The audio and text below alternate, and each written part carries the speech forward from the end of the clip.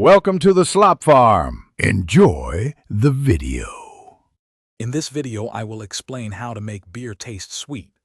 To achieve a sweeter beer, you'll want to ensure there are enough unfermented sugars remaining after fermentation.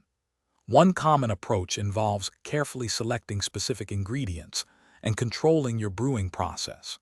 We'll explore how different types of sugars and yeast strains play a crucial role in the final sweetness of your brew, giving you more control over the flavor profile. Controlling fermentation is key. You can influence sweetness by choosing a yeast strain with lower attenuation, meaning it consumes fewer sugars. Also, fermenting at a slightly lower temperature can slow yeast activity, leaving more residual sugars.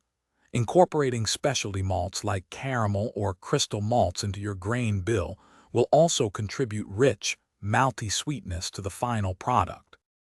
Beyond fermentation, non-fermentable sugars are excellent for adding sweetness. Lactose, a milk sugar, is a popular choice as yeast cannot ferment it, leaving a distinct sweetness and body. Maltodextrin also adds body and a subtle sweetness without being fully fermented. Additionally, consider adding fruit purees or concentrates post-fermentation for natural sugars and complex flavors. Achieving a balanced sweet beer means considering other elements like bitterness and acidity.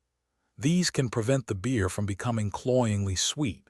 For precise adjustments, consider adding sweeteners or flavorings just before packaging. And speaking of upgrades, if you're looking to upgrade your home, check the description for a link to the Shark AI Ultra Robot Vacuum and other great deals. It's perfect for keeping your brewing space tidy. Thanks for watching. Consider subscribing if we helped you today.